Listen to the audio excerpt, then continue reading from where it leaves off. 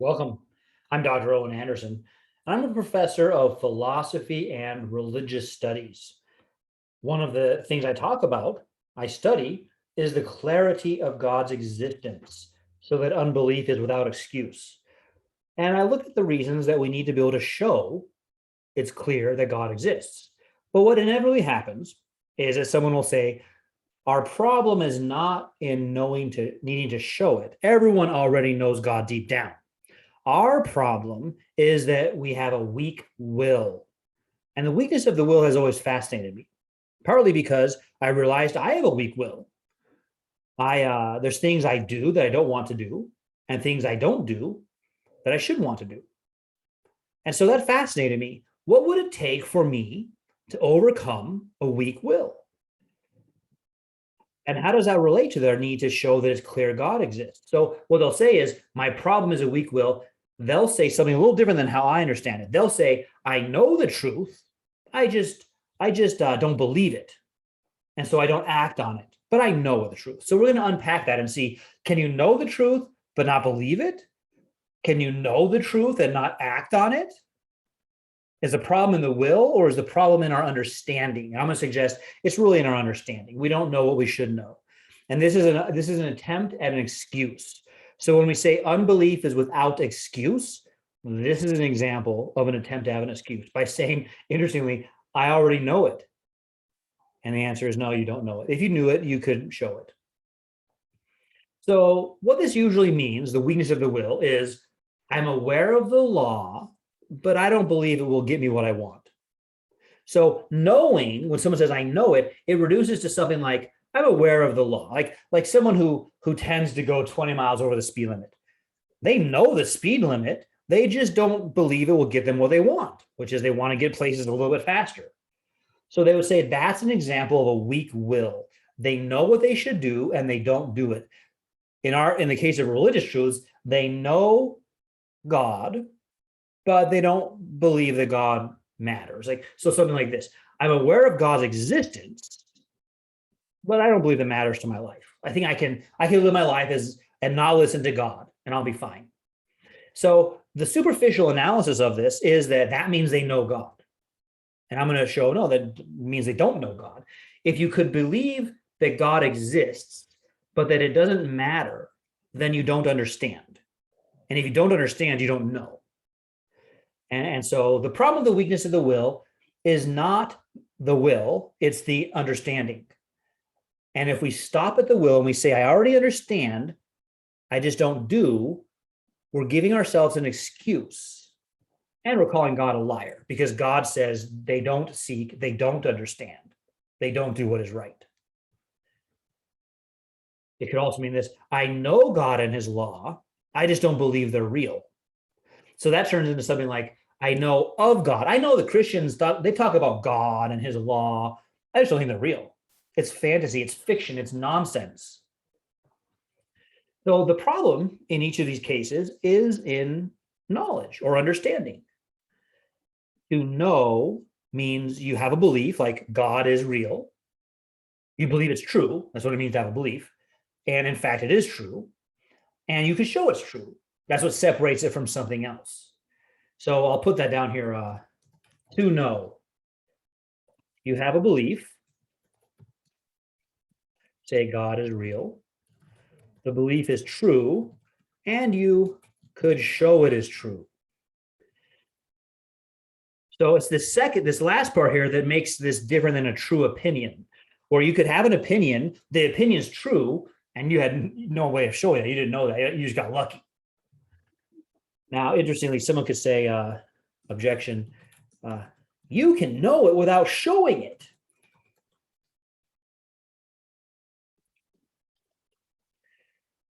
And so this will be a view, they give a story, like God made us so that the belief God is real just comes to mind.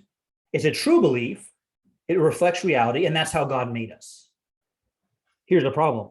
How do we know that story's true? Right? There's 20 other possible stories, more than that, just a number I picked, which would say that's false and their story's true. So what this actually does is adds to the problem. Now we've got two problems. How to know God is real, and how do I know this story you're telling me about why my belief shows up is real? And I'll give a third story. Well, it's because of this. Now I've got three stories. No, just let's stop with the first one. What can we do to show God is real? If it turns out God is real, then maybe we were made for that belief to pop into our mind. But how do we know God's real in the first place? So the problem is we need to get past a superficial understanding of what knowledge is and knowledge of. Like the atheist knows God. I've told him many times. I read all the 10 commandments to the atheist. He knows the law. No, he's aware of what you think the law is. He doesn't agree that it's the law. He doesn't have knowledge.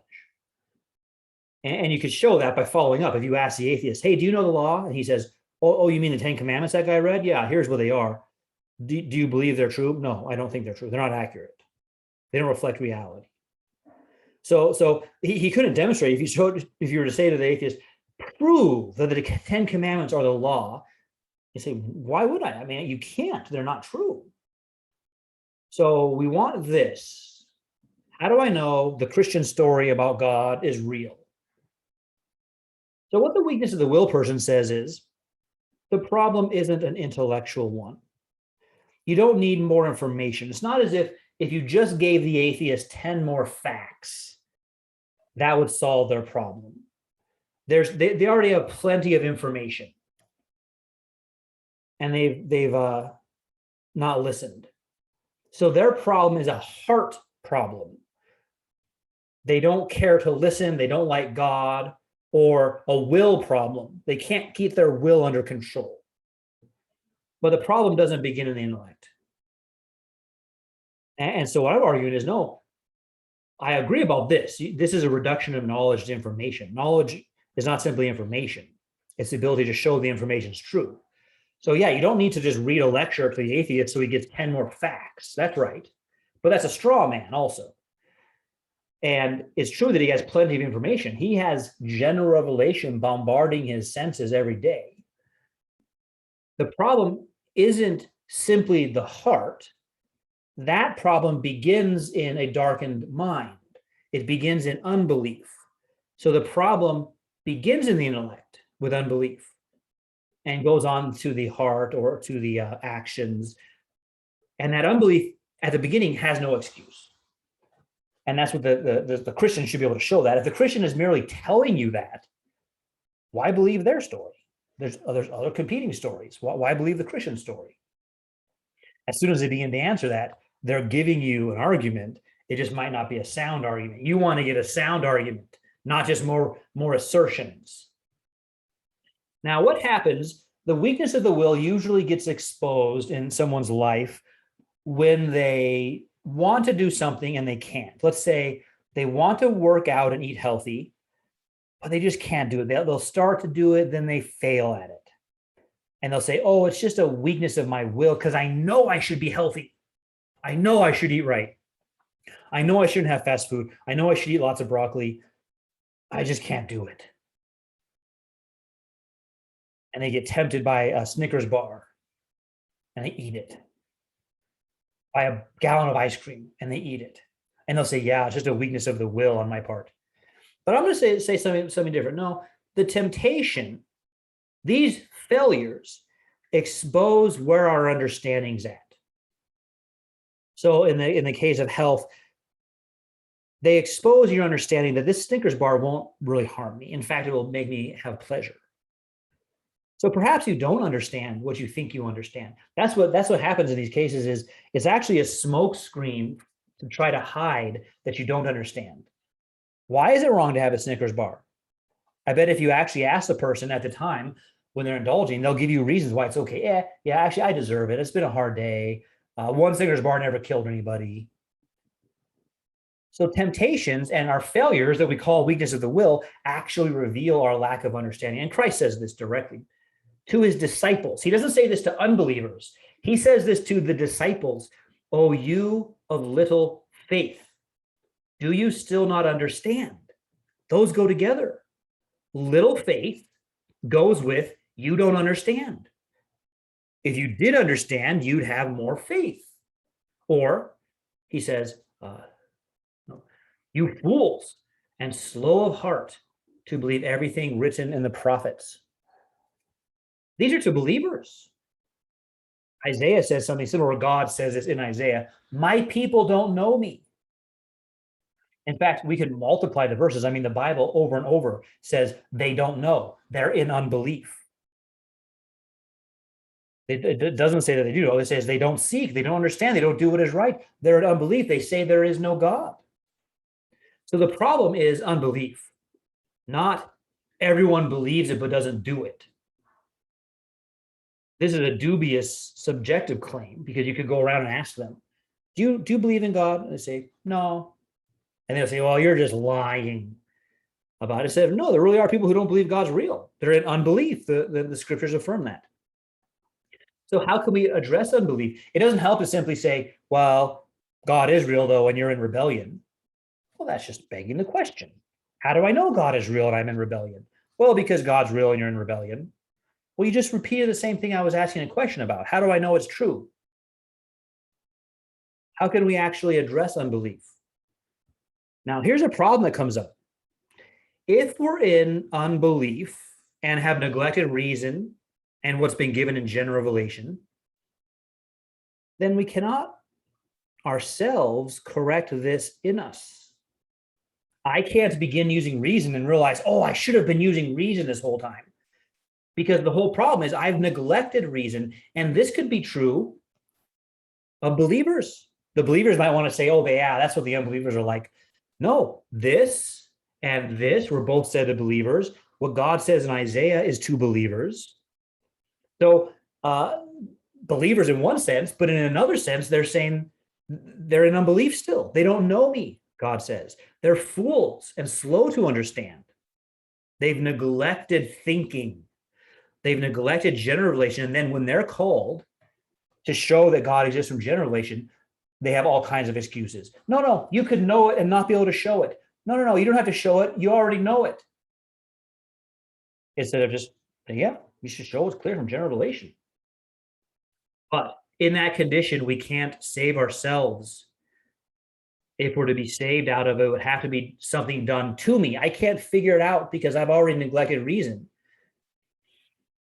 It would have to be done to me by one who can restore back to life. That's a good correction, yeah.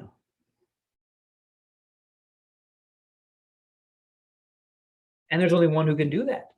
It's the same one who gave life in the first place. So interestingly, the very fact that people go from unbelief to belief is a proof of God's existence if we were working towards giving proofs for God's existence. But it's also a humbling of us. Not that, because there's a kind of pride in saying, I know it, but I don't do it. And the scriptures are telling us it's much worse than that. You don't even know it. So there is no weakness of a will without unbelief. It's the unbelief that leads to weakness of the will. And unbelief offers its excuses for why it's okay to be in unbelief, but they're insufficient. Those excuses are without excuse. My people don't know, God says.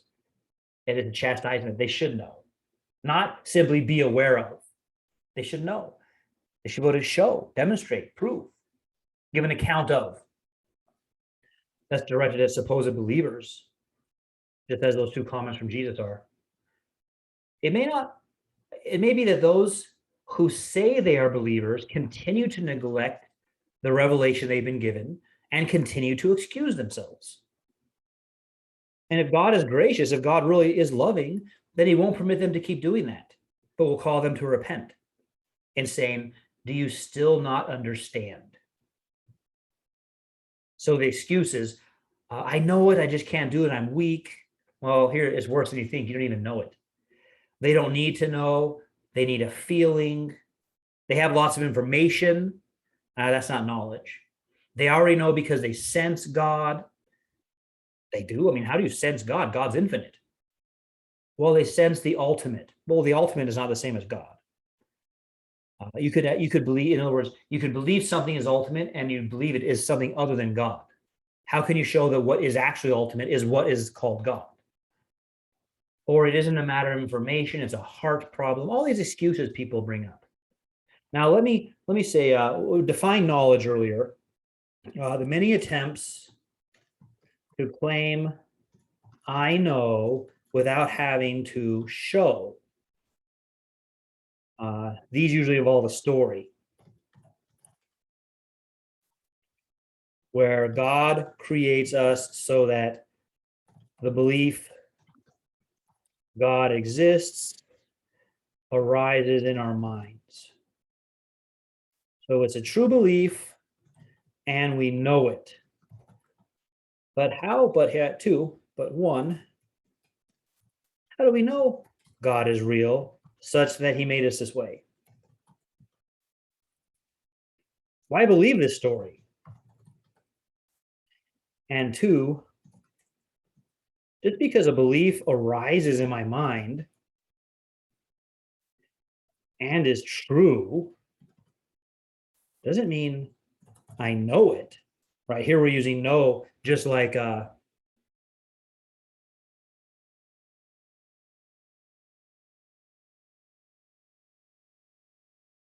correcting these. Yeah, why? No, not why belief. Why believe is good. Uh, you are aware of it, but you don't understand it.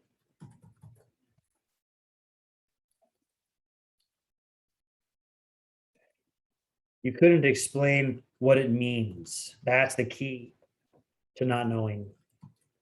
You couldn't explain what it means. So I know God is real. Well, what's God? And you give some like vague higher power, ultimate. So you don't really know that much about God. You don't know that God is a spirit who's infinite, eternal, and unchanging in being, wisdom, power, holiness, goodness, justice, and truth. You don't know that. So what do you know? You're aware of it, but you don't really understand. So this story, an attempt to get out of knowing, doesn't get very far. Now, what about the psychological story of weakness of the will? This is like the health example I gave. So you have a belief, eat healthy, and you have an action or a feeling. Well, so we'll just do action for now. Action. Eating unhealthy.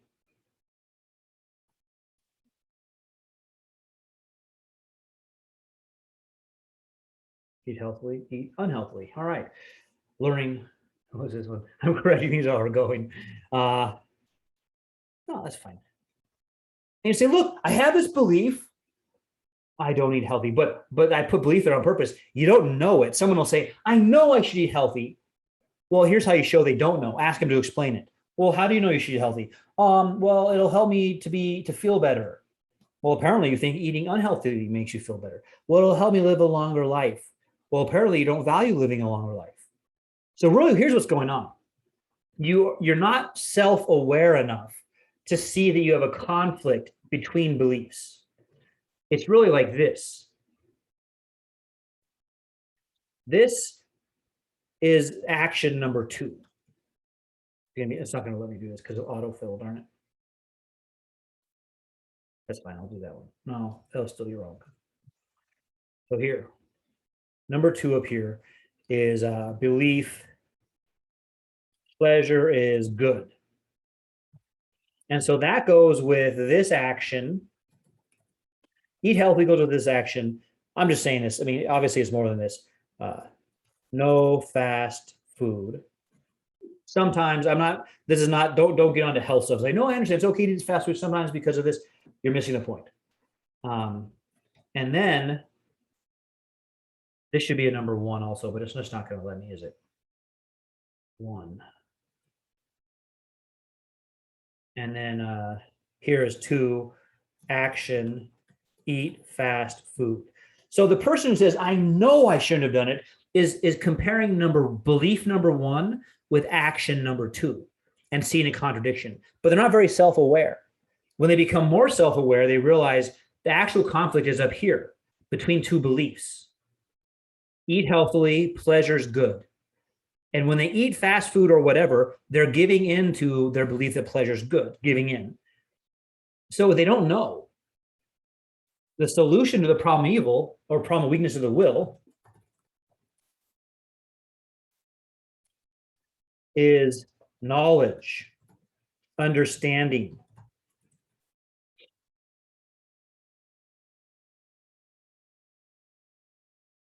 They're all-